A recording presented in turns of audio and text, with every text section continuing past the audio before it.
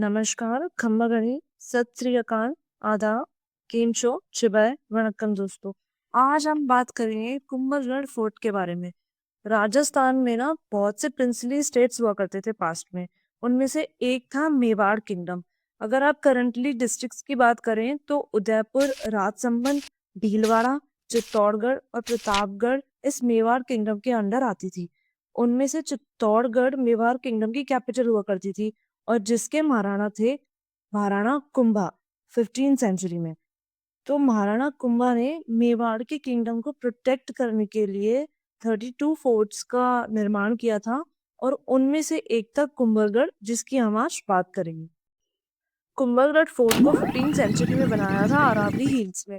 ये एक UNESCO world heritage site है और इसे अजय दुर्ग कहा जाता है क्योंकि एनिमीज इसे कभी भी ब्रीच नहीं कर पाए थे, कभी कब्जा नहीं कर पाए थे। अब हम बात करेंगे कुंभलगढ़ की दीवार के बारे में, जिसे the great wall of India कहते हैं और जो दुनिया की सेकेंड लॉन्गेस्ट वॉल है चाइना के बाद में।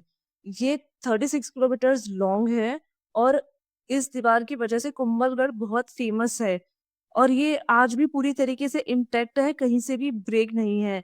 ये फोर्ट, ये दीवार, ये सब कुछ एक आर्किटेक्ट मंडन थे, उनकी देखरेख में इन्हें बनाया गया था। और महाराणा कुंभा ने और मंडन ने अरावली हिल्स को चुना ताकि ये दुश्मनों से छुपा रहे और ये फोर्ट पे कोई कब्जा ना कर पाए। ये बेसिकली एक बॉर्डर सिक्योरिटी पर्पस से बनाया गया था, लिविंग फोर्ट के पर्पस से नहीं। कुंभलगढ़ फोर्ट में ना कई गेट हैं जिन्हें पोल कहते हैं, जैसे एरिड पोल है, हनुमान पोल है, राम पोल है, विजय पोल है। और इन गेट की एक खासियत बात यह है कि आप एक गेट पे खड़े होकर दूसरे गेट को नहीं देख सकते हैं। ऐसा सिक्योरिटी रीजंस की वजह से इन्हें बनाया गया था ताकि अटैक अगर हो तो वो इजीली है जो एनिमीज अंदर एंटर ना कर पाए। और इसमें सबसे इम्पोर्टेंट है भैरन पोल। ऐसा इसलिए है क्योंकि जब इस फोर्ट का निर्माण किया जा रहा था तो इसकी दीवारें दिन में तो तैयार हो जाती थी लेकिन रात में इसकी दीवारें गिर जाती थी। ऐसा बार बार होने लगा तो राणा कुंभा और मंडन ने वहां के स्थायी लोगों से पूछा कि ऐसा क्यों हो रहा है, बार बार दीवारें क्यों गिर जाती हैं। तब वहां के स्थायी लोगों ने बोला कि आप भैरव मुनि से पूछिए क्योंकि वो इस पहाड़ी पर रहते थे और उनसे ज्यादा इस पहाड़ी के बारे में कोई नहीं जानता है। तो राणा कुंभा और मंडन भैरव मुनि के पास गए और उनसे कुछ उपाय पूछा कि ऐसा क्यों हो रहा है। तो भैरवमणि ने बताया कि यहाँ ना दैवीय शक्ति का रूप है, यहाँ देवताओं का रूप है और जब तक कोई स्वैच्छिक नर बलि नहीं देगा यहाँ पर फोर्ट का निर्माण नहीं किया जा सकता है। तो कोई भी बलि देने के लिए ऑब्वियसली तैयार नहीं हुआ। तब भैरव मुनि ने खुद ने बलि देने की इच्छा जताई और भैरव मुनि ने कहा कि मैं जब इस पहाड़ी पर चलना प्रारंभ करूंगा तो मैं जहाँ रुकूंगा, जहां मेरा सर गिरेगा वहां पर आप गेट का निर्माण कीजिएगा और जहां पे मेरा शरीर जाके रुकेगा वहां पे आप फोर्ट का निर्माण कर सकते हैं। और ये जो जगह आप देख रहे हैं ये कहा जाता है कि यहाँ पर भैरव मुनि का सर गिरा था तो एक छोटा सा मंदिर यहाँ बनाया गया था। तो इस तरह फिर धीरे धीरे करके इस फोर्ट का निर्माण किया जाता है।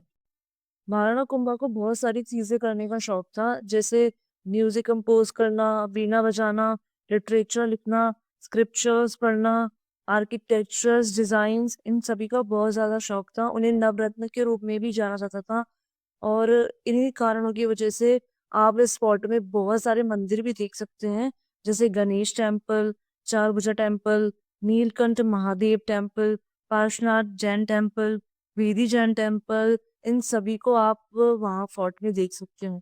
कुंभलगढ़ फोर्ट में जब हम ऊपर की ओर चढ़ते हैं तो यहाँ एक है बादल महल।